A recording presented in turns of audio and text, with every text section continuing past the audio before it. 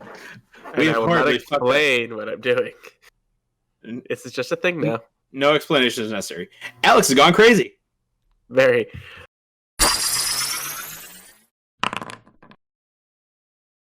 So, welcome everyone to episode 3 of the Drunken Dice podcast. I am Alex. This is my co-host Jim and Peter, and thank you all for joining us today. I'm going to start off the day as we always do on what's everyone drinking tonight. Well, I could not do Barbarian Rage 2 weeks in a row. My heart and liver could not take it. That's understandable. Let me move the camera. There we go. So this time I just went with the nice Four Roses single barrel. Always good. Always good. Wonderful bourbon. Is it the cast strength single barrel, or just the regular? Just the regular single barrel. Fair enough.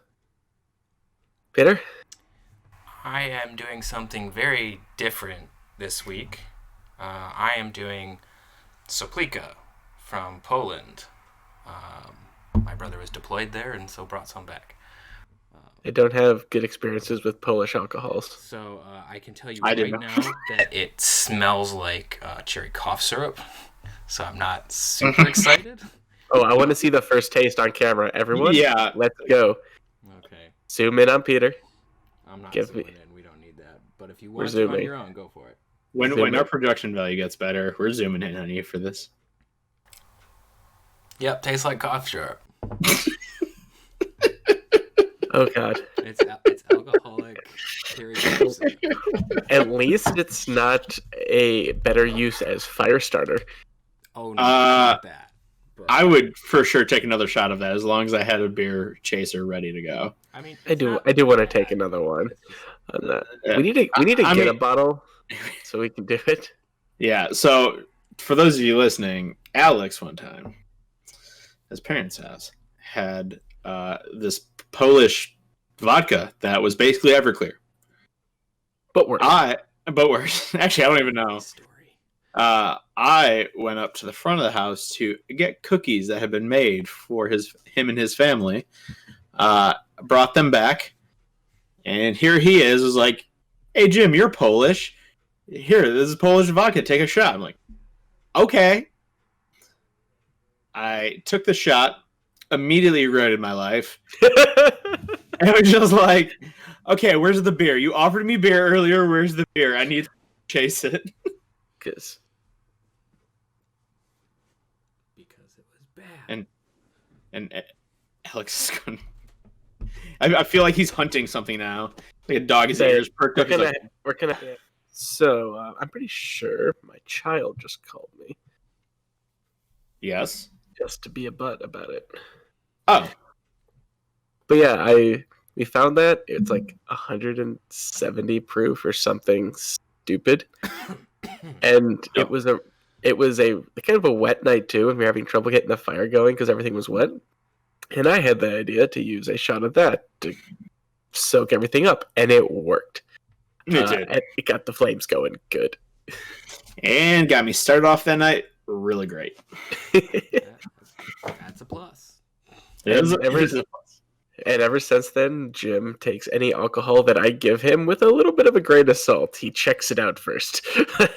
However, it's me. I mean, it's not going to stop me from drinking it. There is a little bit of like, okay, what is this first? Just so I know what I'm putting in my body. Similar to like when my brothers on my 21st tried handing me a shot. I'm like, what is it? We'll tell you later. Is it the Four Horsemen? I feel like this is the Four Horsemen. You've talked this thing up for like weeks. Yeah, it's the Four Horsemen. Okay, I don't care. What Four Horsemen are? What? Jack, Johnny, Jose, and Jim Beam. Jose, that is the one I always forget. I always got Jack, Johnny, Jim. You get everything north of the border. The one south of the border you forget about. I think without Jose, it's the Three Wise Men. Okay, yeah. So we got to the three. We have what? It's Kentucky, Tennessee, Mexico, and Scotland. Yeah. It just doesn't sound particularly appetizing to me. It's not. It's not supposed to be. That's one of those shots you buy someone on their 21st birthday, to mess with them. Similarly, I did that to Joe at a casino. Or you just want to get completely shit faced. Yeah. Very quickly. Yeah. Yes. And then for me, I'm just being kind of basic because we're filming this on Cinco de Mayo. I have a Negra Modelo. There you go. Yeah, Cinco de Mayo. Yep. I was gonna make margaritas for the family for our dinner, but I was like, Starting next week, I think Peter and I will be making a Star Wars drink. We got the Galaxy's Edge cookbook, and there's some cocktails in there, and we kind of want to try them out. I also have I- a Star Trek cocktail cookbook, so we'll see what happens. So I feel like you should send some of these over my way and be Jim, make one. Oh yeah, because I can join in. most of this alcohol. I probably do. That's fair. But yeah. But overall, it's a good day so far today. Other than I can't really feel my legs at all because I had to play in a U.S. Open qualifier today, so I'm very tired. But the first thing I wanted to talk about is what's everyone's opinions on the Disney Plus shows in general. It doesn't have to be specifically Marvel or Star Wars, but in general, how are they been making TV shows, and what we would like to see them continue doing good, and what to improve on. They're all terrible, pure trash. Should never be made. Also, I love them all, and they're not trash. And it's like the start of an unpopular opinions video. But to say, I'm about to have assets for that. My sister is halfway done, so it's gonna be awesome. Awesome. Fantastic. So I haven't been disappointed in a Disney Plus show yet. I mean, I haven't watched like everything, and there's a distraction.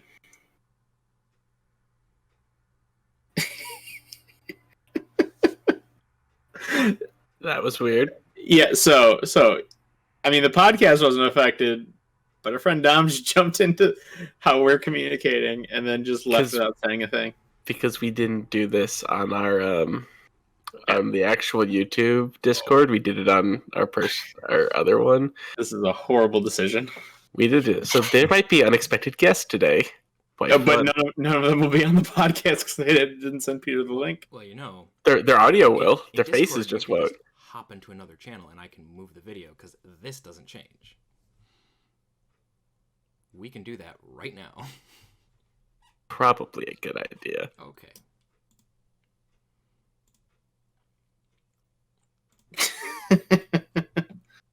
Oh, God. Okay. That's better. There we go.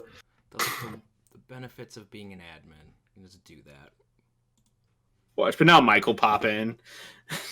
I'm okay with that, though. My computer did not record the ping when he hopped in, so... Oh, God. The guy who just jumped in the chat was like, that's not what I thought it did. I don't know what he was trying to do. I don't either. What was he trying to do, Dom? I'm What's very happening? concerned about what he was trying to do. Well, Are you okay?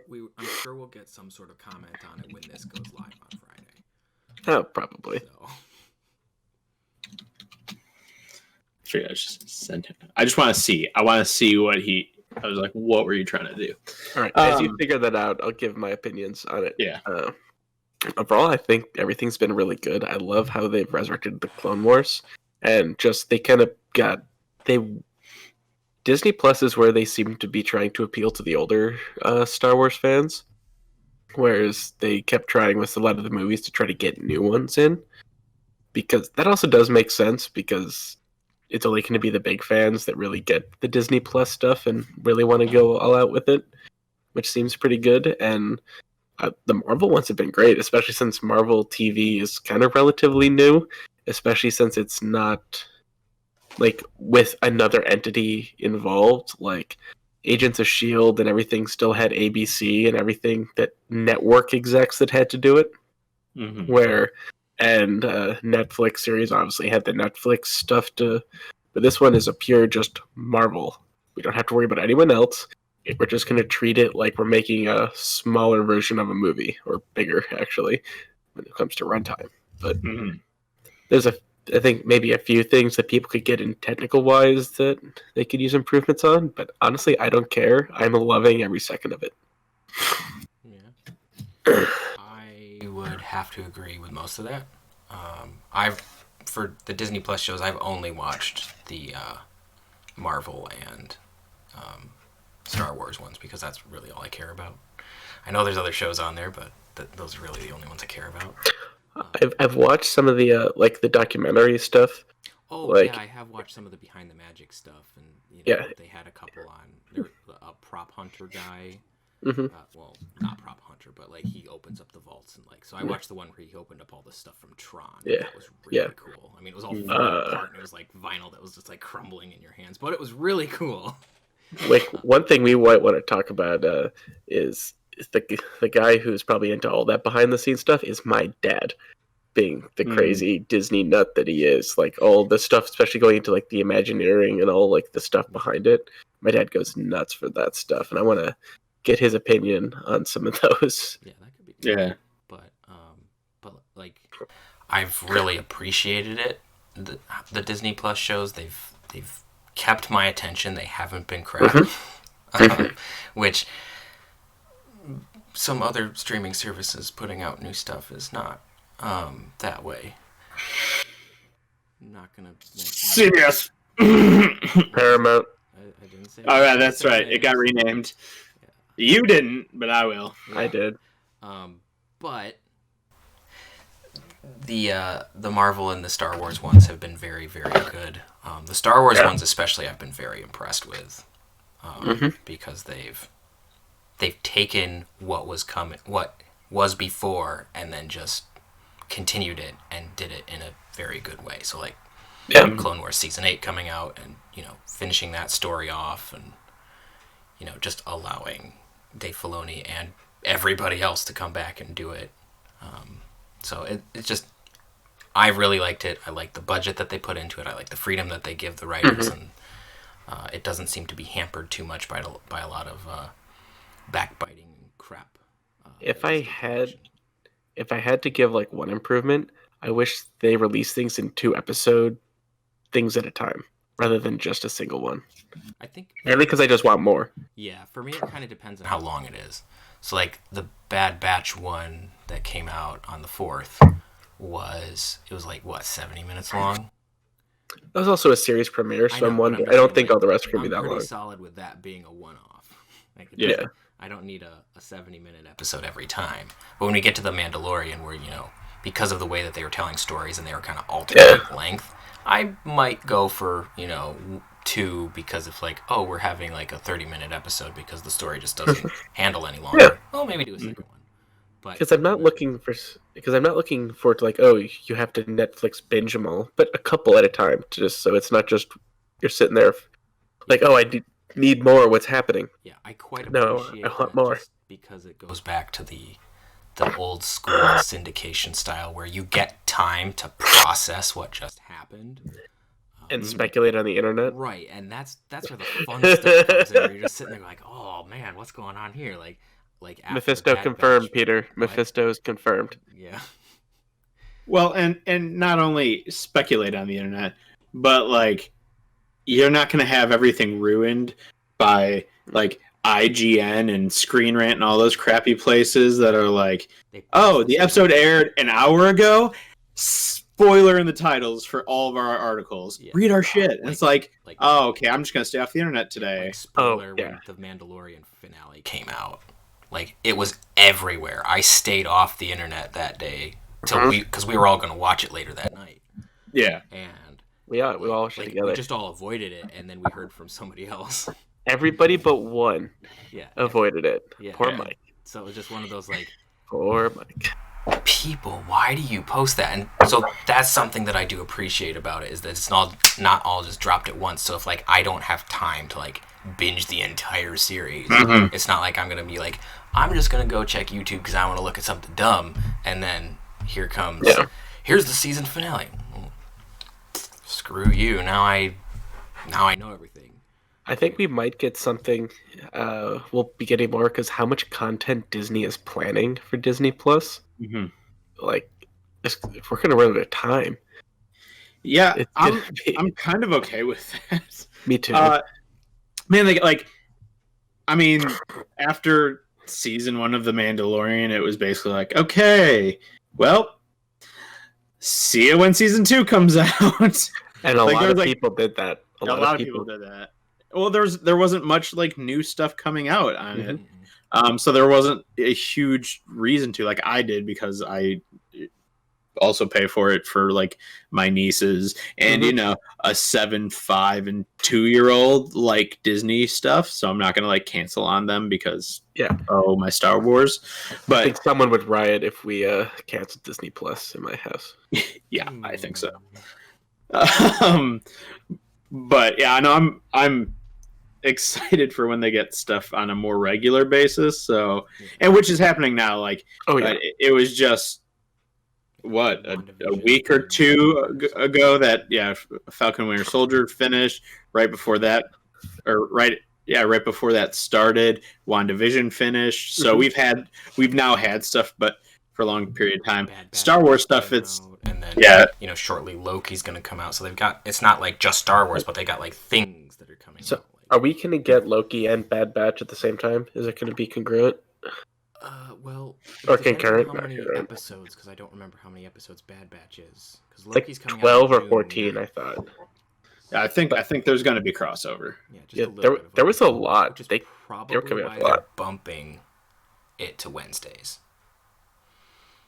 Loki's getting bumped to Wednesdays. I think Bad Batch is still on Fridays.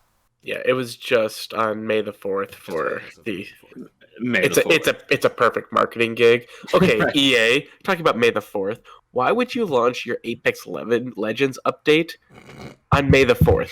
So the one time everyone is trying to play Star Wars, anything Star Wars, because they're thinking of it, and the servers were down for like 5 hours because you launched Apex Legends? What is wrong with you? Okay. Besides everything about you as a company. I was going to say, you have to remember, it's EA. They're shit. Mm-hmm. Plain and simple. Okay. Shitty company. If there's ever a representative from EA who sees this, yes, every time I drove by your building when I was visiting my friend in LA, I flicked your building off. I did every single time. No shame about it either. I was like, yep, I'm doing this. Screw you guys. Especially when they're going and like, oh, look at us. We're not doing terrible business tactics when we release a game. Thank you. Jedi Fallen Order was great, but you shouldn't be commended for doing the things you should have been anyway. And I think Amelia's calling me again. Squadrons was fun. For what? I haven't had a chance to play it yet because I wanted to do it in VR because I heard that's like the best way to do it. Well, I have a headset. If I can manage to get it to you, you can try it. But my graphics card can't handle it. So it was like, could I plug this in? Glitch, frame rate down to 2. No, never mind. Okay, I'm just going to crash the Star Destroyer wall. So we're not going to try that. Well, that's one tactic to take down Star Destroyers. I don't know how effective it is. I just engage the hyperdrive, stuff happens. A hold-all maneuver? In an X-Wing. It'll do so much. I mean, anything moving at the speed of light is probably going to do that damage. I know. It'll do plenty of damage. Just depends how shields work, because there's no real science in Star Wars. If you're talking Star Trek, navigational deflectors take care of that shit. But also remember that that maneuver, very rare, would never happen a second time. Definitely wasn't over. Very next movie. Yeah, it happens in the very next movie above Endor. You see it. Yeah, but anyway, I like the. Yeah, I feel like we got into a rant there. We did. Just but it's we're allowed to. Tangents happen. Thanks, EA. You bring out you bring me to the dark side, EA. I let anger take over. Watch one day we get sponsored by something from EA. In the contract, it'll be like, I'm not gonna lie. I will not take anything if I have to lie. Oh yeah, we would have to comb through a contract like that. Be like, here, we're crossing this out, this out, this out. If you still want us to sign it, we'll sign it. No, I'm not gonna lie. I wish we get big enough, just because I want to know how big the check for Raid Shadow Legends is with everyone who got sponsored by it. How much money did they get paid to peddle that shit? Well, I think we just need like 4 more subscribers, and they'll send us an offer. I don't know. It's I feel like every Pretty good, honey. That could be it. Oh god. You have to start playing it. You do have to play. Yeah, they You need require. enough to capture footage. Yeah, they require you to like show it on your phone. I think who did it? Fact Fiend with Carl Smallwood. He got sent one of those contracts, and they were like, "But don't share it." And he's like, "I'm definitely sharing it," and made a video just going through the Raid Shadow Legends contract. Oh god, it's shit. It's total shit. But let's move on to some maybe more or less rage-inducing stuff, but at least it's on the topic of Dungeons and Dragons. So my combing of the internet to find things that either will infuriate you or actually lead to some good conversation. So one person thinks Counterspell is underwhelming because they find it has little to no strategy, next to no cost, no foresight, and little to no effort. And it also doesn't scale well with party level, and or take into account differences between slot size for the purpose of determining ability checks. And so he has reworked Counterspell, and I believe made it worse. Oh, there's a lot to unpack there. There's a lot to unpack there, but let me tell you his new Counterspell. Oh no. God. Oh no. It's so bad. Okay, so casting time. A bonus action. Oh yeah, Not a reaction? Not a reaction. So it gets better. You have to prepare it. This range 60 foot, verbal and somatic components, and it's a concentration spell up to 10 minutes. Why? What? No. You counter an instantaneous spell, but you have to what? Yeah. No, not anymore. Keep going. So you hold the powers of the arcane with the intentions of disrupting a spell cast by another creature. Using a bonus action, you choose a spell slot to hold in one free hand. That slot can be held indefinitely without using another spell slot as long as you use a bonus action to do so each turn, not counting as a cast slotted spell. So one, already he says held indefinitely, but it has a duration of 10 minutes, so definitely not indefinitely. But also, so far, using your bonus action every turn to take your concentration. And it takes your concentration. You just killed all that action economy. Yeah. Especially if you're like a sorcerer. That suddenly made you useless. If you're a sorcerer, you're boned. You could, in theory, use your 9th level spell as this and basically just counter everything. Because as it continues, when a creature casts a spell within your range, you can release your magic to attempt to disrupt their spell as a reaction. So now you're also using your reaction to do this. So you've used your bonus action to cast it, and however many bonus actions you've used to hold this. Now you're also using a reaction. But you can basically use it every reaction if someone casts a spell with this one spell of it. No, I don't believe so. Let's keep reading. So you release the magic and attempt to disrupt the reaction. If your chosen slot is equal or higher to that of the spell that they are casting, you disrupt the spell. If the spell being disrupted is higher than Counterspell, you make an Intelligence Arcana skill check. DC will be 10 plus the spellcaster's level minus the Counterspell level. So the fuck charisma casters, right? Our wisdom caster clerics are screwed now. Yeah, not wizards are screwed. Not wizards. So I assume this means because you're holding this held spell in one hand, then you're using that to disrupt it. That's using the spell. So if you do 9th level, You disrupt a spell, that's gone. Now you have to recast. Okay, but here's the thing, though. Counterspell already has inherent risk with it. Because... Thank you, Cliff. Already has inherent risk in it. Mm-hmm. Because you're not told exactly what spell is being... Just throw something. It's fine. You talk. So, you're right. There's immediate risk with normal counterspell because you have, as you were saying, no notice of what spell or what level is being used. You just know someone is casting a spell, and it's just a quick reaction to, like, let me try to stop that with counterspell. On top of that, their point that there's no strategy involved is immediately wrong, because not only is there risk from the spell itself, but because it's only a 60-foot range, you have to, especially if you're going back line to back line, you will probably have to put yourself within like one turn's movement of an enemy front line. Not only is there the risk in the spell slot or in the spell use and not knowing what you're going up against, but also because it's a 60-foot range.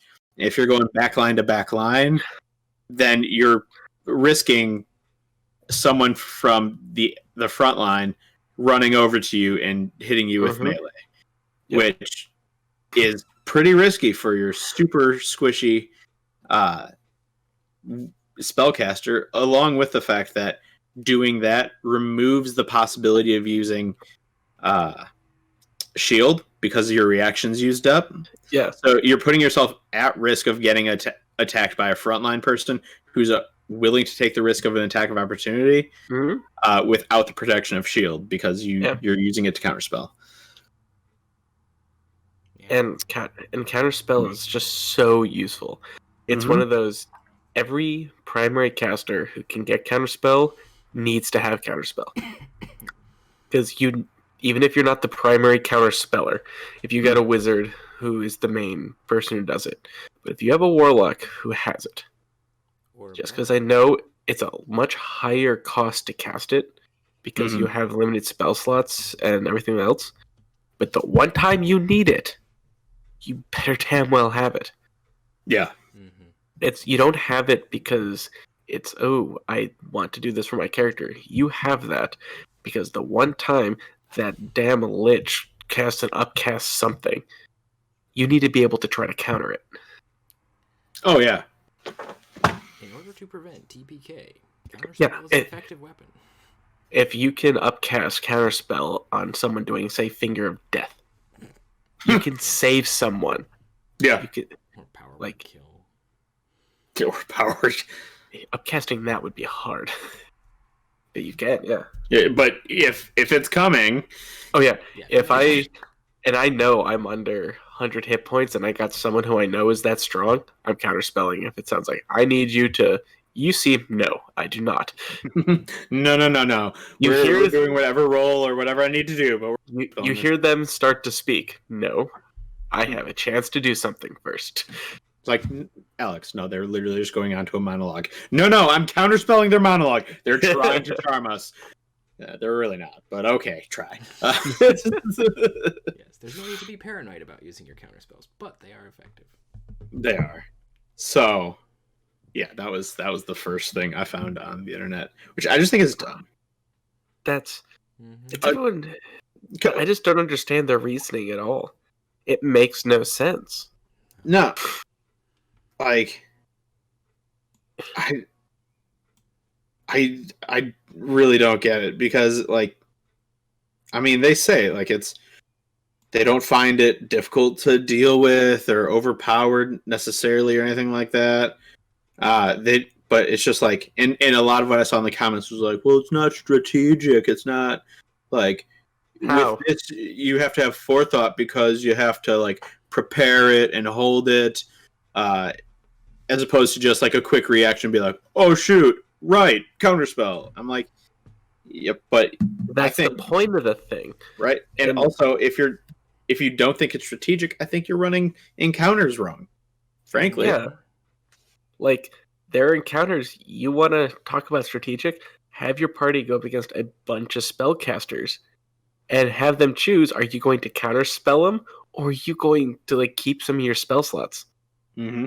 Because it's really easy to burn through all those spell slots because it only starts at 3rd level that you get to use them. Yeah. Yeah, I just saw that and I was like, there's no way we're not talking about this one. No, that's just bad. Like I saw a- it, my phone died. I legitimately went back to that Facebook group, searched for it, and just to get the screenshot so I could bring it up. Like, there are so many things that probably can be improved. By no means is D&D 5e perfect. No. But counterspell is the hill you want to die on? That's confusing to me. Yep. And there's so many other spells that you probably can make better than what they do. Like, detect traps. There are traps. Where There's are a they? trap there. You don't know there. You don't know where. You just know there's a trap. There's a trap somewhere in the vicinity. Great. So I'm in a dungeon and I know there's a trap. I'm at square one. I knew this already. Why do you think the rest of the party's doing perception checks? Because we know there are traps. Why did we send the rogue out first? Right. Now I know magically for certain that there's a trap, but my intuition's pretty good about that already. Yeah. Ridiculous. So, the next one. Boy. Screen Rant shared an article, How to Play Non-Violent Tabletop RPG Campaigns. Okay, there's a lot of those, actually. There are some. There's a lot. Mine is technically non-violent most of the time. So. But you can even get things like... There's violence. But you can... I mean, a lot of them have some sort of combat related, but no one would say, like, Blades in the Dark is a combat RPG. No. It's pure story. But there is combat in it. Their whole point was just like, let's do nothing with combat at all. Just Life Simulator RPG 3000. Yeah, basically. I mean, I feel like that could also work if you ran like a political intrigue game. I'm sure with the right thing it could work. Isn't that kind of like what the Game of Thrones RPG is actually supposed to be like? It's very heavily politics and all that. I don't know. I don't care about Game of Thrones. I've never seen it. I got one that's very uncombat heavy. Call of Cthulhu. Call of Cthulhu still has combat mechanics. It does, but you're like life has combat mechanics. Correct. But it's the same thing. You don't want to get in combat because healing up in that game is you have to go to the freaking hospital. Yeah. And you do not want to be in combat at all in that game. Yeah. It is very much a real life thing. And that's basically as passive as you can get in an RPG. It mimics real life on that for the combat. Screen Rant say? It was not taking into account most of this stuff. It was basically like bland life simulator of like, here's a story about friendship. It's like, okay. So I can use the power of friendship to destroy my enemies now? So this is that comic. Not even that would. So this is Houses and Humans from that comic strip. Yeah, basically. I roll to avoid an argument. That's it. Yeah. And if only were that easy. It was just like, yeah, this is kind of lame. Like, every game has some sort of combat included in it. Whether we fully understand it or not. Star Trek. We understand part of it. We understand part of it, not all of it. But like, everything has that risk. Like, the part of Call of Cthulhu that makes you want to avoid combat is because the ramifications suck. But when you really need to be in combat, like, it's there. Yeah. So it's just, I think, kind of just lame. So what is everything about it? What are some of the details? I didn't write most of those down because I got bored. It was that irritating. Yeah, it was about as entertaining as a completely peaceful RPG would be. I mean, lame. House. it would have to depend on the DM and the players. Yeah. So I'm sure there's a way that you could do it to make it fun. Yeah, just complete shenanigans. Exactly. Like So- Impractical Jokers, the tabletop game, something like around that line. Yeah, that I- could be entertaining. feel like there's definitely a chance of combat with Impractical Jokers. Some of the things they've done around people, I'm like, I rolled are you a sure you nat want to one. do this in front of... Yeah, I rolled in that one. The police show up. Say, that's gonna be like one in popular opinions that I'm actually not being sarcastic. I don't like that show. I do not find the few in it.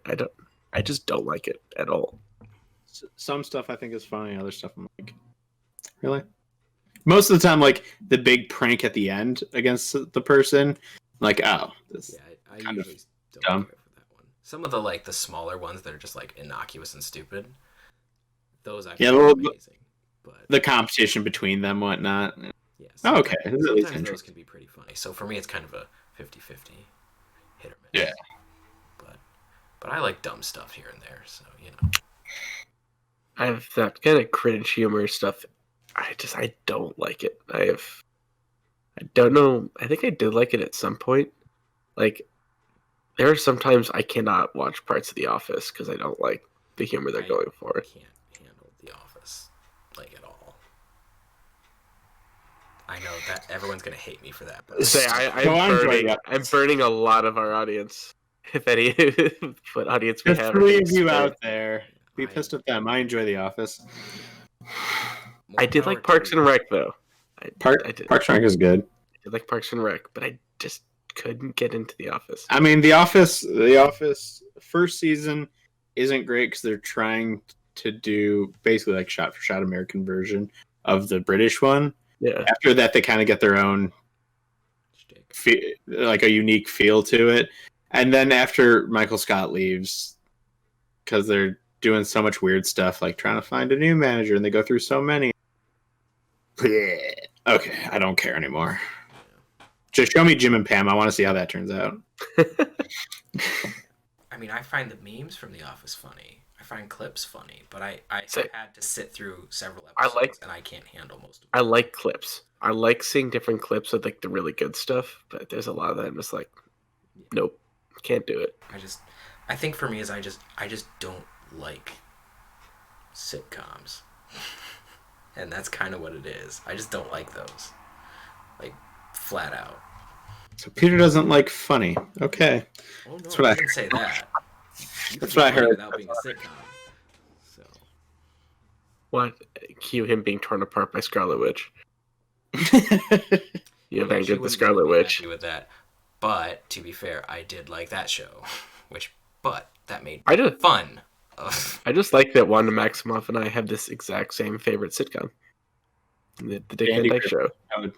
Dick Van Dyke. Like that Andy- DVD set she pulled out in the second to last episode. Yeah. I have that. It's at my parents' house. That exact same thing, and it was really cool. Like, hey, you know what that is? That's very fun. Yeah.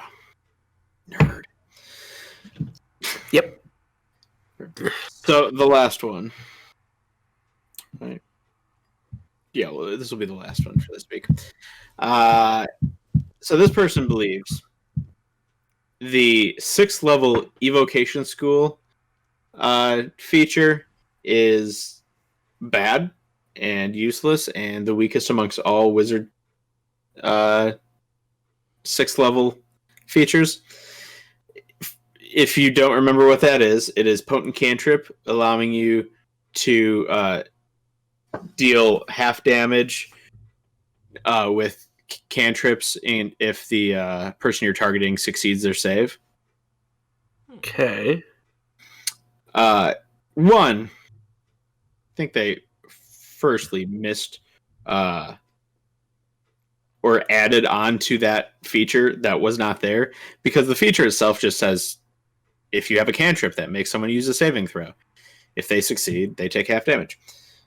They assumed it was only evocation cantrips, which is poison spray. In the player handbook, just poison spray. Yeah, if you think that that's it, yeah, I can see how you would think that's useless. Right? Like, if you cast Poison Spray, they'll take half damage. Oh, well, yeah, that's kind of lame for the 6th level. I think he has some of the things, because I would agree with the fact that it's not the most useful of the 6th level abilities. I don't think it's like the worst, but No, I think Illusion is the worst. which one is for illusion? The 6th level illusion feature is you can change the nature of an illusion spell that, as long as it still is within like the spell's rule, like after you've cast it. So you cast minor illusion, you can change what that minor illusion looks like still within the rules of minor illusion without recasting. Oh, yeah, that seems like malleable illusion. Starting at 6th level, you can cast illusion. You can use your I action, can see how that's kind of. and you have to use your action to do it. Right. Definitely underwhelming. That's the worst. I firmly believe that is the worst. Yeah. I mean, transmutation is great. It allows you to make a transmutation stone, give it to either have it yourself or give it to someone. There's a list of things it can do. That's wonderful. Yep. The necromancy one gives you animate dead and allows you to get a second zombie or skeleton and adds like hit points and something else to it. That's really great. Divinations is amazing. Divinations is amazing because you get spell slots back at of a lower level than what the divination spell you just cast. So like you're recovering spell slots, and that's great. You could essentially cascade like 5 free spells by spending a 5th level spell. You could then use a 4th, and you could just get a bunch of free uses of spells if you plan it right. Yeah. I'm going to say the evocation one, it's cool, but none of the cantrips that involve saving throws are meant to be damage dealers anyway. Like, you're doing it for the effect, like Mind Sliver or Frostbite. You're not doing it for... I mean... Because the saving throw ones aren't the big damage dealers, so it doesn't... No, but I mean, like... There's definitely more than... One, Poison Spray, but like Toll the Dead. If something is injured and you're at like... I mean, you're already at 6 level. Give you Toll the Dead. 2d6 or 2d12. Can wizards cast Toll the Dead? Yep. Okay. So, because I know like Sacred Flame would be good, but wizards can't cast that. Yeah, no, I have the whole list of wizards cantrips that use saving throws. It's Acid Splash, Frostbite, Infestation, Lightning Lure, Mind Sliver, Poison Spray, Sword Burst, Thunderclap, and Toll the Dead. Okay. Like, Thunderclap. One. Something. Yeah. And like, I mean, that's like a D6. Toll the Dead's like the big one. It's either a D8 or D12s, which is huge, which if you're at 6th level already, that's either 2D8 or 2D12. I mean, sure, you're taking half of that, but like not still good damage on a successful save. Like there is still good use to that feature. More than one, just like, Poison Spray. But I will give them that next to every other 6th level thing, minus illusion, it is on the lower end of the 6th level abilities. Because Protected Ward for Abjuration is really good. That you can essentially use it like Sentinel, but with your ward. Conjuration, you can effectively teleport once per long rest now. Or more than that if you cast another Conjuration spell. That's awesome. The Divination one we've talked is good. Evocation, Illusion, Necromancy, you get Animate Dead and you can make some thralls. That's good. And the Transmuter Stone. Like, there's a bunch of good stuff with that. Yeah. Honestly, I think all of them are good except Illusion. Like, is Evocation on the lower end of that when it comes to, like, if we're ranking them, like, best to worst? Sure, but there's still a lot of usefulness to that when the Illusion one is just, like, objectively not great. Right. And not too many, like, uses for it. Yeah, I think you're right with that one. So I just think it's a bit jumping the gun on the 6th level for this person. Also, that one dude who hates counterspell just kind of completely just kneecapped the war magic 6th level thing, and how they absorb the power surges from successfully dispelling or counterspelling. Maybe he hadn't thought of that. I clearly didn't. What? So you have power surges as a war magic wizard. Whenever you successfully end a spell with dispel magic or counterspell, you gain a power surge. As you steal magic from the spell you foiled, if you end a short rest with no power surges, you gain 1. Once per turn, when you deal damage to a creature and object with a wizard spell, you can spend 1 power surge to deal extra force damage to that target. The extra damage equals half your wizard level.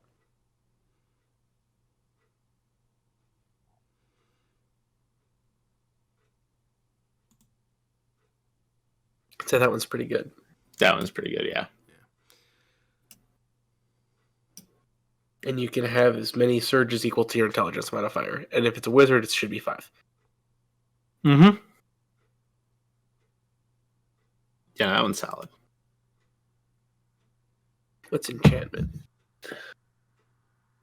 See, now I'm just going through all the 6th level things now. Yeah, I have to. I want to see where these things lie. Since I don't know these very well, I'm just going to sit back. So the attacker must make a wisdom saving throw against your wizard spell save DC. On failed save, the attacker must target the creature that is closest to it, not including you or itself. If multiple creatures are closest, the attacker chooses which one is the target. On successful save, you can't use this feature on the attacker again to finish a long rest. Yeah, that one's not bad. That's because you can't use that feature against that one enemy until the end of a long rest. Not you can't use that till the end of a long rest. And that's really good for a wizard who finds himself surrounded. Be like, no. Yeah. Hit him. Not so great if you got a bunch of your allies close to him, and he's like, well, they're equidistant to my allies, so I'm going to still attack your party. Oh, yeah. That's when you're like, oh no, the wizard's being attacked. Disengage. Move away. Oh no, the wizard's being attacked, you dick. Oh no, the wizard's being attacked. Like, I don't hear we're anything. going to go over here. You're gonna pull another one of the, no, you have this fight. We're going to be over here watching. You kept going on how easy it was and everything else. You seem to get it. Good for you. You didn't listen to the rest of the party when we said this is definitely trapped and cursed. Oh no, we'll sit over here. Say, just like always, not here for the danger, but around for the money.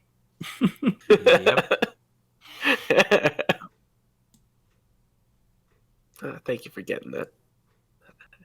I do not have a good Bradley Cooper impression. It's fine. We accept you as you are. Mostly. Come as you are. Okay, now he's getting into grunge music. We need to move on. I've liked Nirvana for a while. I meant like in the pot. We've gone so off the rails. And are we surprised? We're like an hour in as it is. We haven't. Okay. I've got the clock down here. Yeah. Oh, I see that. Let's take this opportunity to get into what we're actually supposed to be doing today. Peter is gonna walk us through the very simple and intuitive character creator for Star Trek. Yes.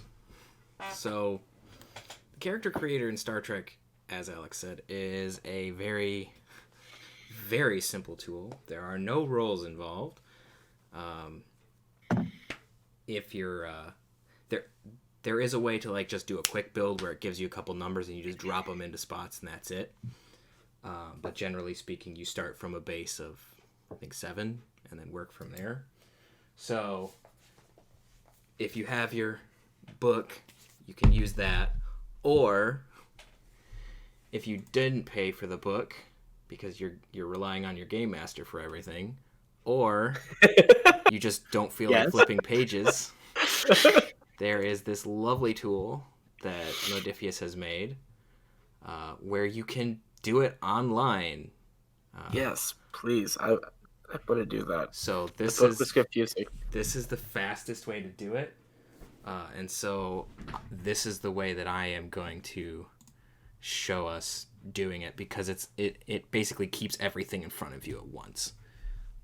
And so I find that immensely helpful, especially for new players, because at least for me, when I was helping people walk through it, it's like, I don't want to sit there and figure out what all these stupid traits are and figure out what they do. It'll tell you.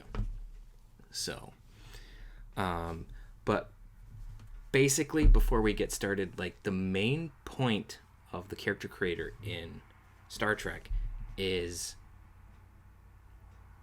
making the personality. You're crafting the backstory as you're doing this. So it's a good idea to have what you want in your head when you're doing this. But if you don't, you can just go through and be like, I think that sounds like fun. I like that backstory element. And then you can work it into your backstory. What is the officer Starfleet probably would hate the most? I'll do that. Yes. Sometimes we have players who just want to do random things because they can. So sometimes that's literally every character Alex makes. Did somebody say impulsive? Yes. So what will piss off the party and the DM?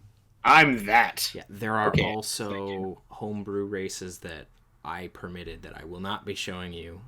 Some of them have been recently implemented into the main system, Alex. They have been implemented in. I don't feel like updating yours because I don't care that much, because it's fine the way it is. He's talking about reclaimed Borg. Yes. Am I even that broken? No, good. No, basically what I found and what's now in the system are very, very similar. So it was just one of those like, whatever. We're gonna let's not change it. That would be a headache. Let's not dink around with it, because we can barely remember the stuff as it is. Let's not add more to it. We barely use it. So, quick thing is, this is your character sheet. It's a lot of purple. Ooh, fancy. So you fill in a lot of this as you go through. Like, the book will tell you, like, pick a talent, pick a value, pick a focus at this time, and then at the very end it has like this step 12 of like calculating all the other things that you need. But the nice thing about this tool is it does all of that for you. You do not have to keep track of that. It does it all for you. So, you guys have any thoughts before we start on this? Or yeah, where was this when we were making characters? It wasn't made yet. Well, this is a fairly recent tool. That is, yeah. Keep forgetting we've been playing this game for like 2 years. Yeah, we started making our characters in like 2017. Like pretty much right after it was released. Yeah, we started making characters like shortly after it came out, because I was like, really, I want to run this. I didn't know it was that recent. Yeah. Mm-hmm. So yeah, this game is actually fairly new. So yeah, we were making them right when it came out. So I mean, it was enough time for people to do some homebrew stuff and things like that. So it had been out for like 4 or 5, 6 months, but max a year. Make a game system and people will homebrew stuff. That's just how it goes. Yeah, that's just how it is. But anyway, this thing came out recently, and I forget how I found it. I think as the game master, I was just like, I need to make some NPCs really fast. And I found this, and I was like, oh, cool, let me do this. So as the game master, I use this for NPCs. If I'm making people on the crew, I just use it as is. If I'm making adversaries, I bump the stats a bit, because if you compare them to the stats of the enemy NPCs in the book, they need to be bumped so that they're comparable. Otherwise, it's like, oh, let me throw a general at you. Why is he got the same stats as like an ensign that's an enemy? Because I didn't think about it. So that's what, yeah. So before you guys met General Brahms, I bumped up his stats. I haven't met him yet. Your party has. Much to their shame and chagrin. It's not going to turn out well for them. But we don't need to go down that until later. So, let's get into character creating, because this is the part of the game that I always find entertaining, because I'm that dweeb that has Memory Alpha open while we're doing it to find all sorts of stuff. So the nice thing about this tool is it's got a talents overview right at the beginning. So you can look right at the start and see all the different races that you have access to. And this is just, see, there it is, Alex, Liberated Borg. Yes. So these are all of the races that you have access to in vanilla Star Trek Adventures. This is not homebrewed at all. There are a lot of races. Unlike Star Wars, where a lot of things are just reskinned, Yeah, but so a lot of the stats are the same. Yeah, to be fair, a lot of those races, because in the core book there's only like 7.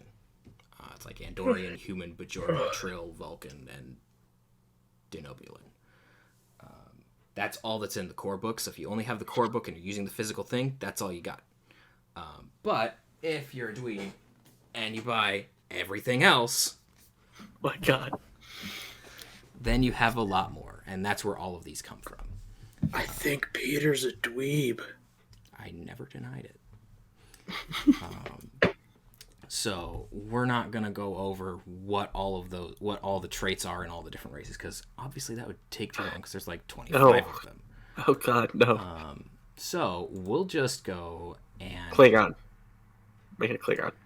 I don't see. The thing is, they just released a new core book that is Klingon focused. So at some point, if we wanted to do that, I Fine. would have to buy another book, but we could do that. So if we wait long enough, he'll buy the book anyway. So he's gonna just do it. That is how that works. I do the Star Trek books. Okay, so character creation. So in the case of my campaign, I allow for all of these. You'll have to ask your GM what they would prefer. Some people have you stick to just the core book, so those few races that I told you and limited traits and that sort of thing. I allow all of these because my campaign is set post Next Generation, so all of this is available. If your campaign was set like during the Dominion War, you would probably have to, uncheck Gamma Quadrant, Delta Quadrant, and Voyager, because, they're not available. And especially if you're going for like, oh, look, I'm going to do Enterprise. A lot of these wouldn't be available. Or, oh, I'm going to do the original series. A lot of these wouldn't be available. One thing that is nice about this tool, though, as you pick those eras, the computer automatically will tell you which races, which traits, which things are not available because of time period. So you don't have to have the game master being like, no, you can't have a Klingon in Starfleet in the original series. Well, why not? Well, because they weren't allies yet, right? You don't have to have the game master remind you of that. Says the person who wants to play a chess no matter what in whatever game we do. Yeah, I know. Good, as long I as we don't have that care. established. Old Republic. Can I be a chiss? Have you played the game The Old Republic? You can. It's just weird. Just because you can doesn't mean you should. Say, that's the thing. Isn't that like Peter's entire thing for Paramount? Just because you can doesn't mean you should. It does sound familiar. Yeah.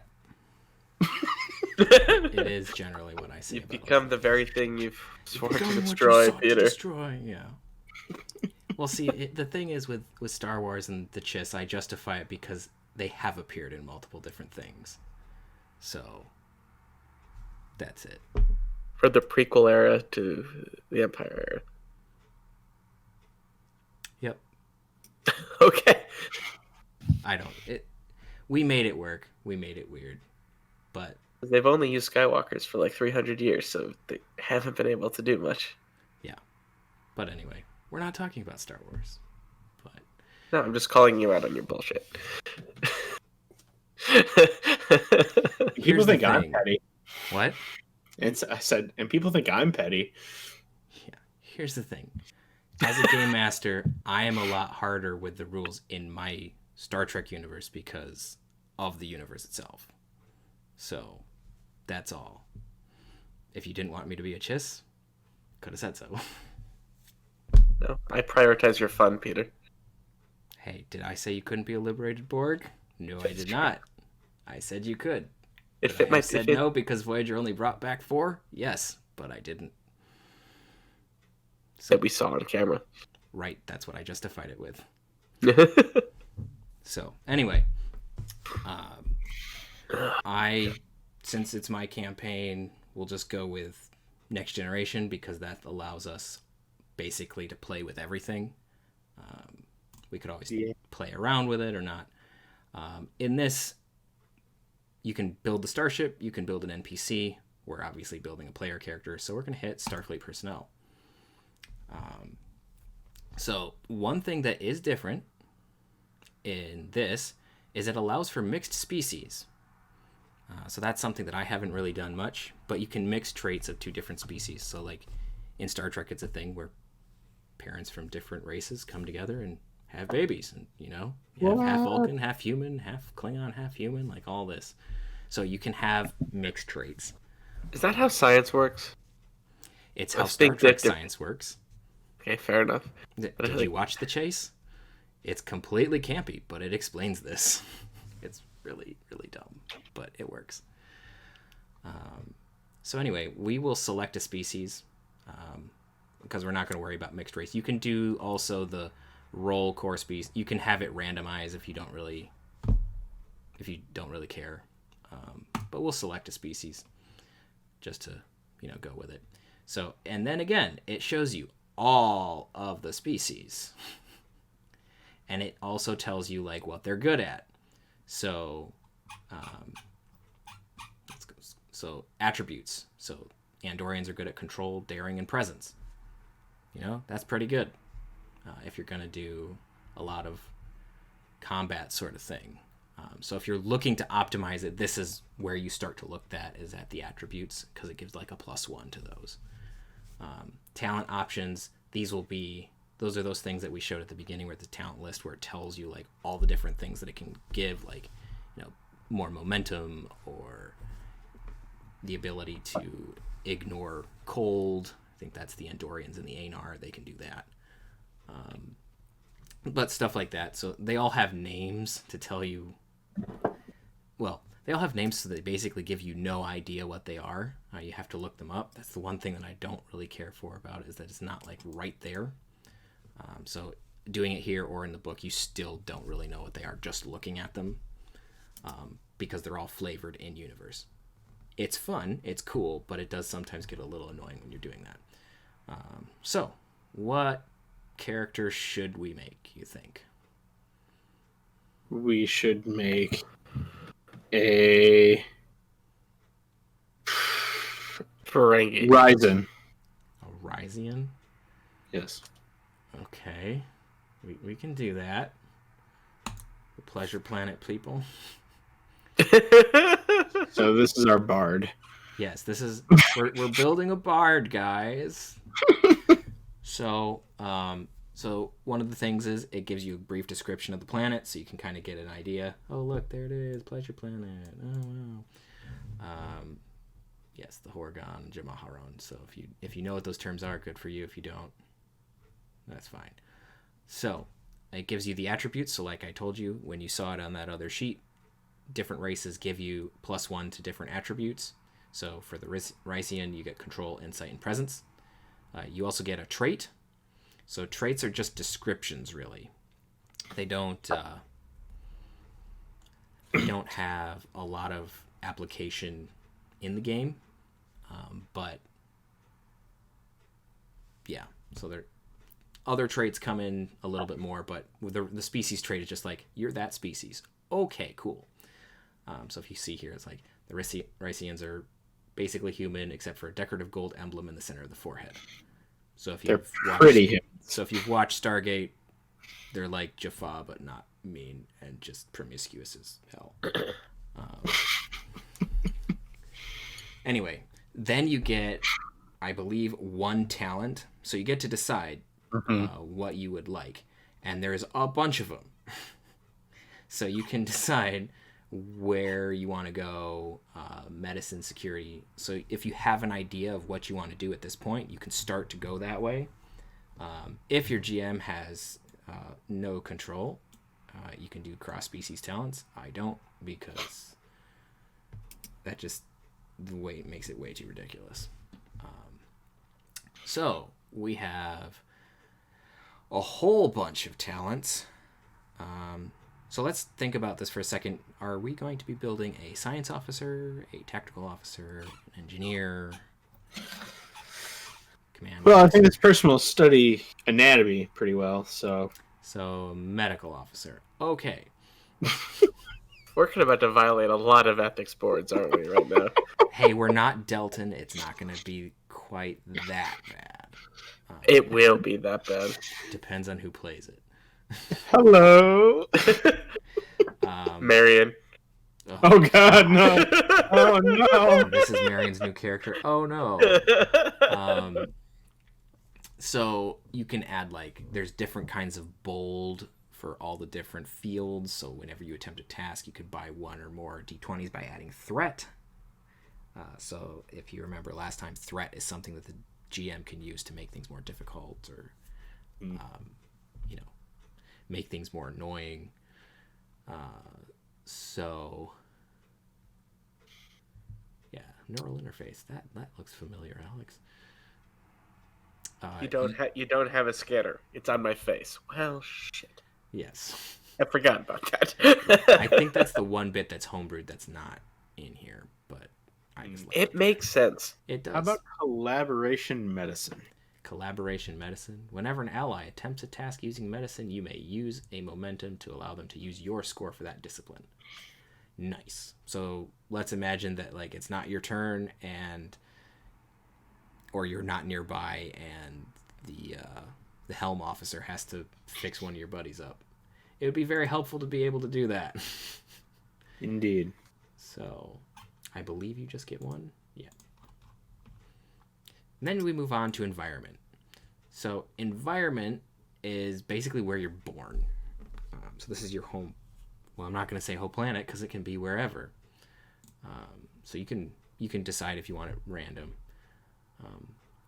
But all of these... Home planet. Yeah, so you can grow on your home world, which I think is what we're going to do. Yes. But you can be on a colony, 2 different kinds of colony. Well, 3 different kinds of colonies, really. Busy, frontier, and isolated. Starship or starbase, so, Navy brat, basically. And then there's this thing of growing up on another species world, and then it lists all of them. Because it can. Because, if you're growing up on another species world, let's do all the species so you can pick whichever one you want. Whereas me as the GM, I just feel like I just picked one, and, This one was adopted by Klingons. Yeah. I mean, Rice is a little far from there, but we could do that if you wanted to. But I care about the logistics of this. Homeworld. Because they are well versed in pleasure. Wait, did I just see? Yes, I did. This does not make any sense. Why is this here? Another species world board. Why is this here? I mean, technically, that's a lot of worlds they could be born on. Right? Well, technically, I guess there is. To be assimilated. We did see a Borg nursery in Q. Okay, fine. We'll leave it. So we'll pick that they grew up on Risa, because why not? So then it gives a description to how to flavor your character. So you come from the world that birthed your civilization. You've been surrounded by your culture and spiritual legacies your entire life. Species homeworld are often utopian and idyllic. It depends on where you grow up. What? Serving as the platonic ideal of that species' culture. They also exemplify aspects of a culture's most revered traditions and serve as the heart of that civilization's legal and political landscape. Again, depends on the species. So can we put all this, except for humans, at the end of all of this? Yeah. Well, I mean, in Star Trek, Earth is kind of the center. There's some colonies that don't really care for Earth, but generally speaking, Earth is still considered the center of human society. So then when you pick a homeworld, you get an attribute.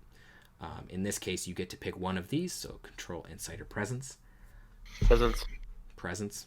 Okay. Up that presence. So it bumps up to 1. And then science. And then, we're doing science, so we'll bump up science. So a value, values are... Dashing good looks. What? Dashing good looks. Could. That is an option. But a value is something that has to do with what a character believes and what they think, part of the name.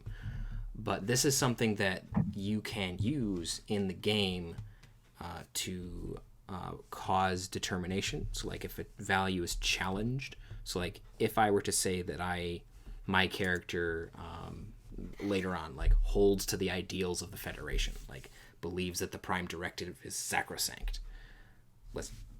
And then they meet my character. And then they meet, well, not necessarily your character, but let's just say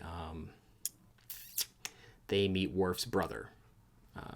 If you've seen that episode where he, steals an entire group of people off a planet because, they're going to die. And so he violates the Prime Directive. Morally the right decision, but Starfleet's not terribly happy about it because it breaks the rules. If you haven't seen the episode, go watch it. But anyway, so the values can be used if they come up against something where you can challenge it to gain momentum or determination. And then at the end of the episode, not the session, but the end of the episode, so the story arc that's going on, you actually have to rewrite that value with a modification based on what just happened. So do you no longer hold the Prime Directive? So like if it's challenged, do you no longer hold the Prime Directive sacrosanct? Do you believe that it can be bent? Or do you now hold it even harder? Does it have to be done now? So these values do play into the game a bit. We haven't used them that much because my players' values haven't really come into conflict with what we're doing yet. We will see. Every time I actually follow a rule, you're going to challenge my values. Yeah, I may have to start doing that. So, God, I could become this force of chaos. We'll see. It depends on how your values modify, because it really depends on the situation you're put in and how your character grows. Because that's one of the focuses of this game is character growth, not stat growth, character growth. I don't think I'll ever become orthodox. I didn't say you become orthodox. But that's just what it was. Just somewhere closer than the pure chaos being the... Yes. No longer chaotic neutral. Maybe more true neutral. Say I'm chaotic good, not chaotic neutral. It depends. Whatever you say, buddy. I don't actively hurt people. No. Don't. Whatever you say, buddy. All of my motives are for the good of you all. I think some of your motives are like, I want to, so I'm going to. And under the pretense of wanting to upgrade the ship for us. Right. Also, like, well, I don't like this, and I'm going to do things my way because I'm not getting put in this situation. No regard to the rest of the crew. It's more about you. Kind of goes back and forth. Well, I would say that would fall under a flaw of there's a lot of trauma there. There is. I'm not saying it doesn't make sense, but based on your character, but I'm just saying how it plays out is more chaotic neutral. If we were to use the alignment chart, which doesn't exist in this. So indeed. So values. Yes. So the value, as it says in this, should reflect the environment and culture the character was raised within. This is a good opportunity to consider how the character values their own culture and how they connect or possibly don't connect to the philosophies and traditions of their people. So this is where it helps to have either an understanding of the race or a good game master who can walk you through this. Or I'm you can just pick one and not care. So Rice is a pleasure planet. They kind of are free spirits. So we can put something in like freedom is paramount. Right? That seems to be something that the Riceans really like. That works. Because they, Seek Jamaharon in all the wrong places. So, next we seek your upbringing. As it describes here, the nature of a person's family and their surroundings as they grew up can have a massive impact upon them. Gee, you grew up, you know that. And whether they accept this influence or rebelled against it will shape the rest of their lives.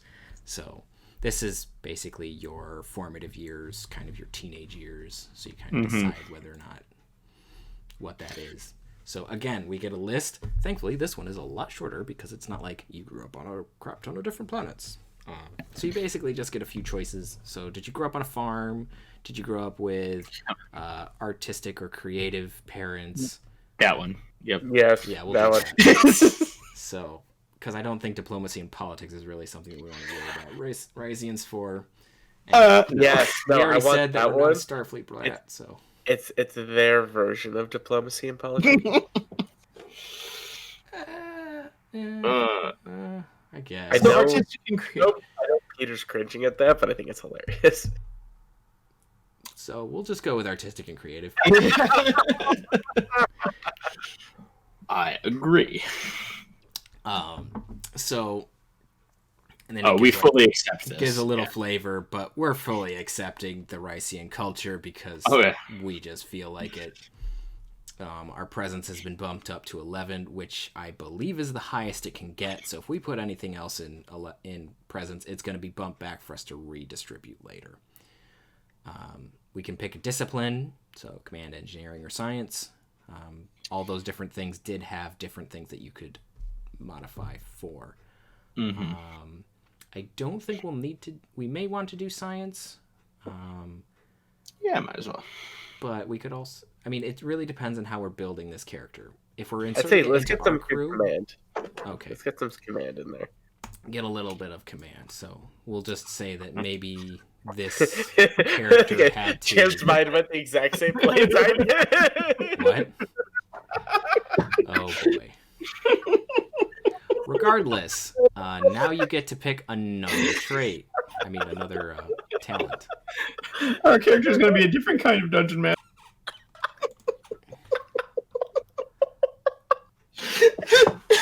Uh-huh.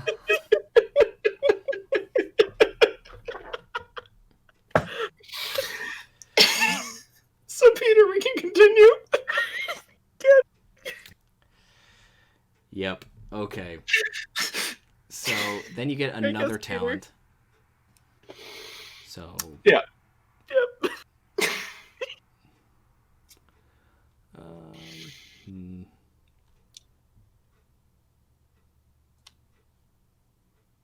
Okay. Okay. Rice. Open and insightful. Open and frank.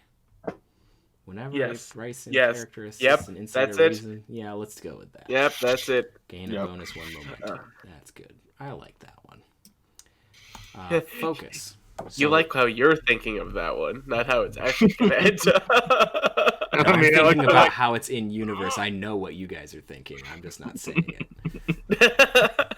So, so then you get a focus. These are the abilities that will directly affect your roles.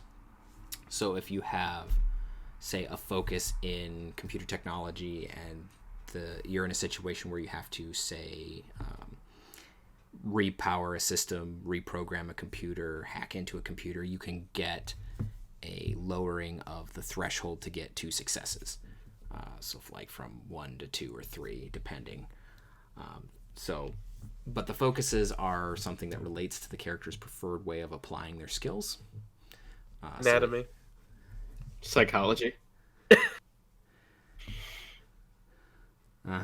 So we're gonna go that way. Okay. Remember, we are creating a medical. Hey, mine was on the suggestion. Yeah. Okay. Also remember that we aren't in school yet. This is just your upbringing, so something that you would learn kind of at home. Something that you It was enjoy. on the suggestions. So we'll go with. I guess we'll go with psychology. Sure. Yeah. So in the books, there's more suggestions for these, but we'll just stick with the suggestions that are here. You can also come up with something else that's related to it. So if you wanted to do like sculpting or something, I don't see how that would be necessarily helpful for you as a focus later on. It would. Then we move on to Starfleet Academy. So this is where you pick what you're going to be. So operations, command, sciences, so medical, tactical, all that goes in there. Obviously, we're officer track. Yeah, we're not going unlisted. You can. I have not made anyone be an enlisted character, but you can create an enlisted crew if you wanted to. If you want to do an entire Lower Decks campaign, you can totally do that. But we're going to go officer. And we're going to go with sciences track because we're doing medicine. But you do have some other things that were introduced with some of the other books. So ship operations. Actually, that's already there. But like university alumni and research internship. So these are two science things that we're just not going to worry about. Definitely on a research internship. And there we go again. It's devolved into how we're just trying to get rid of a break. This has devolved into let's create a horny bard in Star Trek. Yep. So anyway, we're doing sciences. And we're doing medicine in particular. So attributes, we can bump 3 of these up. We can also raise 1 up by 2 if we wanted to. Obviously, we're doing medicine, so we're going to leave that there. Yes, raise it, Peter. Raise it. Really? So how about reason? Yeah, let's bump up some reason. Let's bump up some insight. Because you want to be able to see that when you're figuring things out. And I would say let's do some daring. If you're doing some, field medicine out in the middle of nowhere, you might want to be able to do that. And yes, Alex, I know where that's going. Those are the risks we're going to take. I'm honestly here because I cannot see that because the screen's small. I need to bring up something so I can actually see. Yeah, well, it's just the way that I'm screen sharing. So I say fitness would probably be good too. Fitness would be good.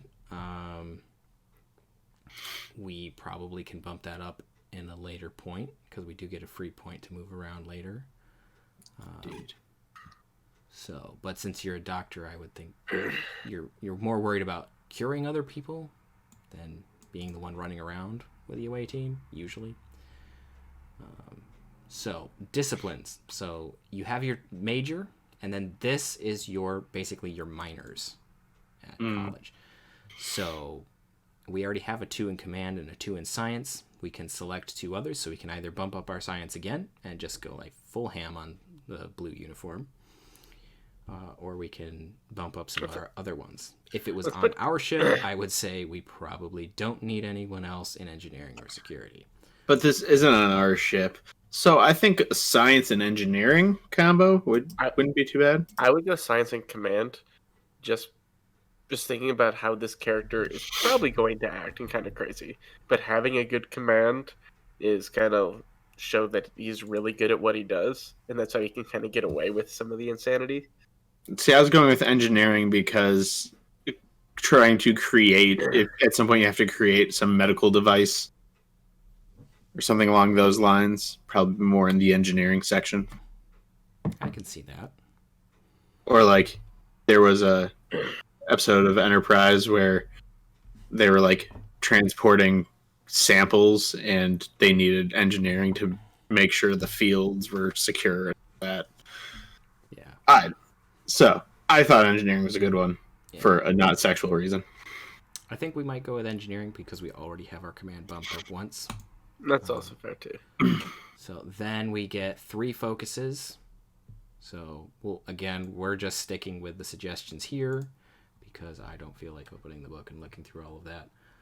I agree. So we're going to go with infectious diseases. Infectious diseases because that's smart.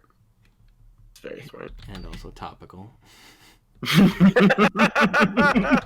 we got him. We got him. So we'll do infectious diseases for that.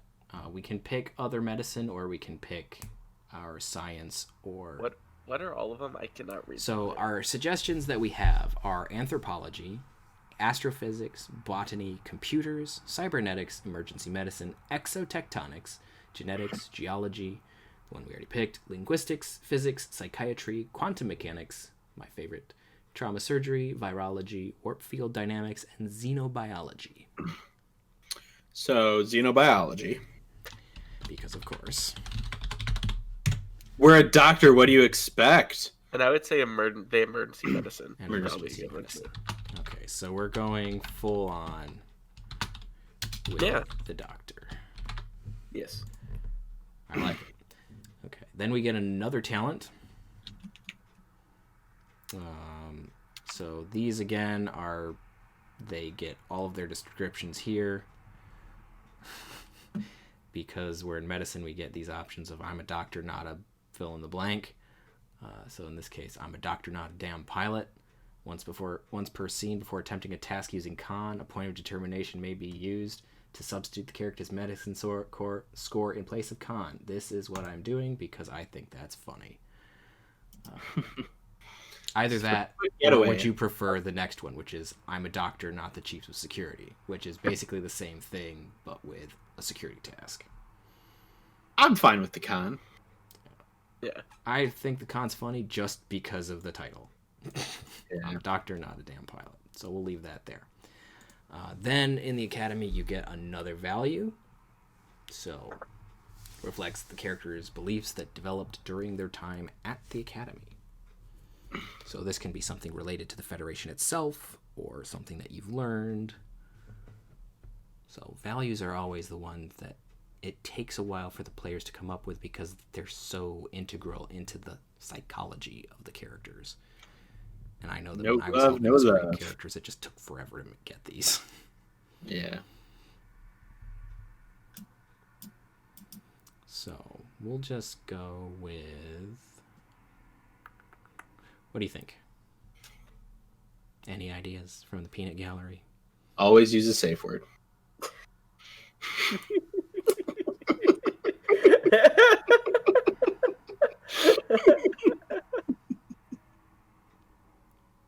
We could do that. I'm going to veto that one. That's probably fair.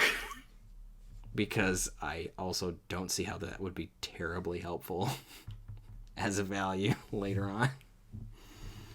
Nothing good happens after midnight. Again, not sure how that would be helpful in the future. No glove, no love. Previous comment applies.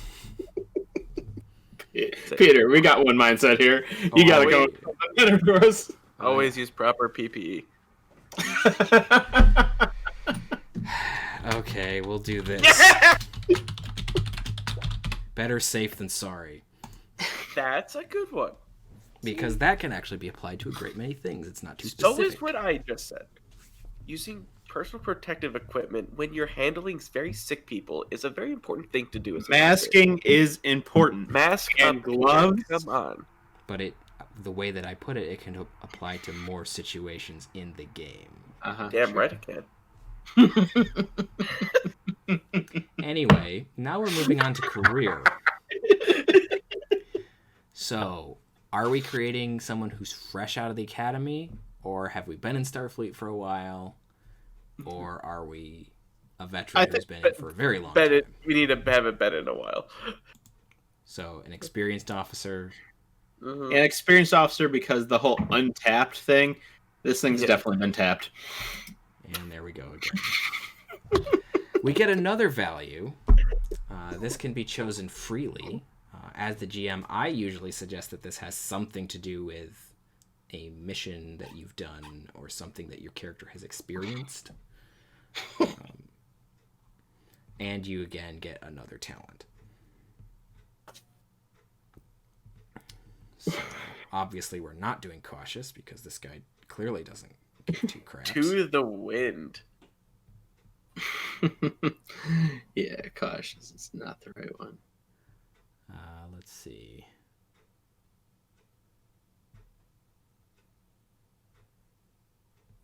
What about? I was gonna say Unconventional thinking. insightful. Okay, I was gonna say insightful guidance. Where's that one? Right below. Insightful guidance. Alright. Assist Is- a character who is in the- social conflict. Actually, that seems to be fairly appropriate for a Rycian. So, I was gonna do that or like something like Dauntless. It would be good too. Dauntless. Attempt a task to resist being intimidated or threatened. Add a bonus d20 to your dice pool. Yeah, that's actually pretty effective. So, yeah, let's do that one. That one seems like it could be fun. Not that you guys have been intimidated very much recently, but it We may haven't. happen. So we get another value. I could do this all day. Fine. We'll go with it. Career event. So you get to select a few events of what happened in your careers. So random things that so like transporter accidents, things like that. I believe you get 2 of them. As the GM, you can allow for more of these for flavor, but I think only 2 are allowed to affect stats. Failed paternity test on there. First contact, though. First contact is on there. Also, conflict with a hostile culture. You know, that one night stand that didn't turn out so well. Make love, not war. Mm-hmm. So He's determined to go to Vulcan and have a good time. there's Dealing a with lot of we're options. dealing with a plague. Yeah, we can deal with a plague. That'll bump our medicine up again, which wouldn't necessarily be a bad thing. Deal. So our insight also gets bumped up. Medicine is up to 4. It can only be up to 5. So focus. So infectious diseases, emergency medicine, or triage, which we already have 2 of those. So triage it Do is. triage because we're That just makes sticking sense. to the suggestions for now. Yes. And then we get another career event. Conflict with a hostile culture. That would give us fitness and security that we wanted. So we Call that a superior. Yeah, reason and con. Special commendation. Yeah, that's the I don't know what I want. So I don't think Starfleet intelligence would have much use for us. no, Starfleet.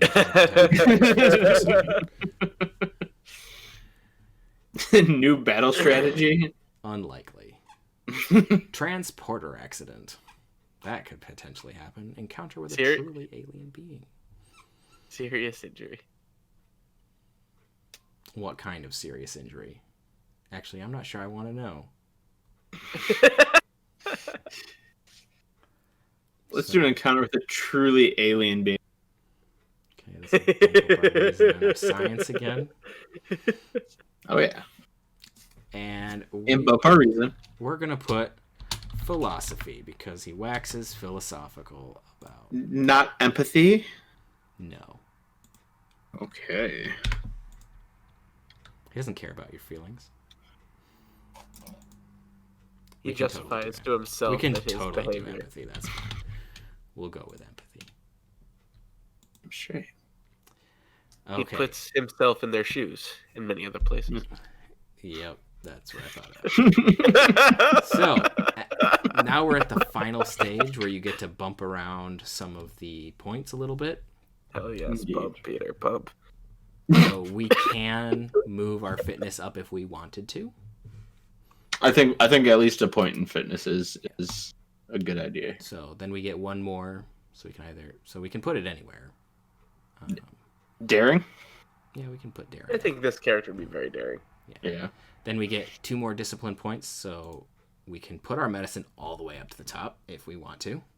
Probably should.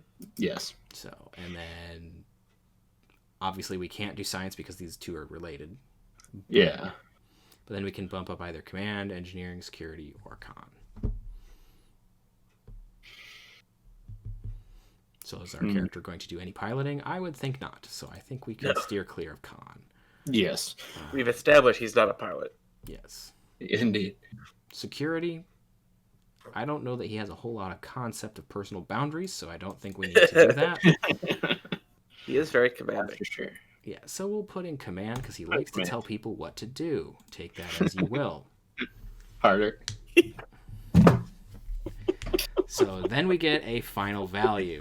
You quite not listed there again. Yes. So this can, as it says here, this can reflect one of the events that occurred previously. So the encounter with a truly alien being, or the what did we say? Dealing with a plague.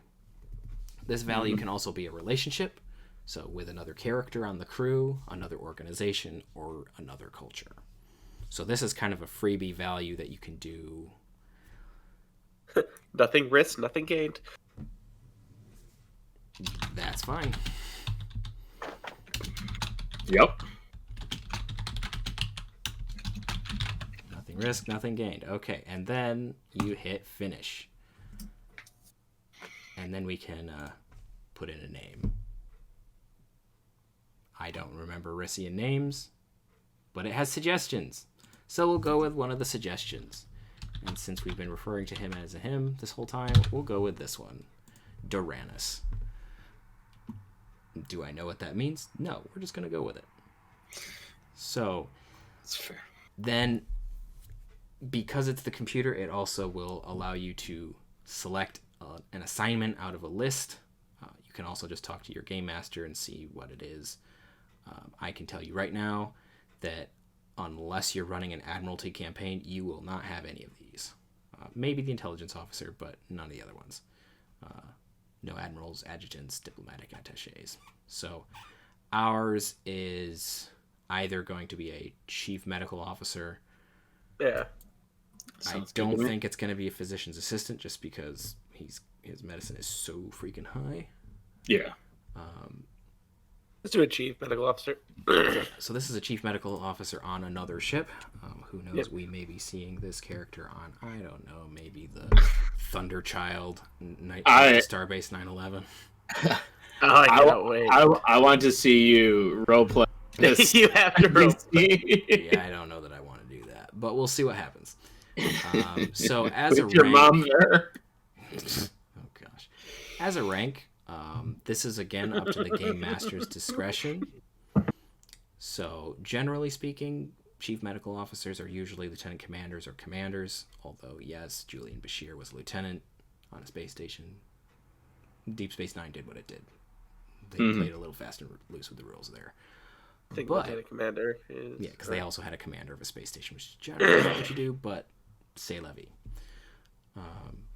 There's just been something about him that keeps him from getting that next rank. Yeah, let's put him at a lieutenant commander, because I'm not going to give him a full rank, because he keeps stepping across boundaries that don't always make certain higher level command officers happy with him. His record, he is so promising, but... Yes. So, and then it also gives us our values, as it says, if you did not define your values, or if you did not, you can add them now. And it gives you all the description of where they came from and what you can do. So you can, as you do this, you can just be like, I don't want to think about values right now. I'm just going to worry about these later. And then you can do them all the way at the end. That's fine. That's for several of the characters that I helped build. That's how we did it, because the values are just, they're annoying to come up with. Unless you've got a character in mind or you're just joshing around with the GM, they can be a little bit difficult to come up with. If you're doing this, then you can go ahead and export it. I don't care. So then we'll open this bad boy up, and this is what it looks like when you're done. I think you guys can see all that. So yeah. As you see, the name goes up here, species, homeworld, assignment. A lot of times what I'll do is for the assignment, I will then put a hyphen and then whatever ship you're on, because it helps you as the player remember what it is. In Upbringing, you see this A here. This is to remind you that you accepted this upbringing. You do not have to mark this the way that it is, because I often will write larger character backstories and put them on a different sheet because that's more interesting. But here's all your stats. As a reminder, combining attributes and disciplines to get a number to roll under, that's how all these rolls work.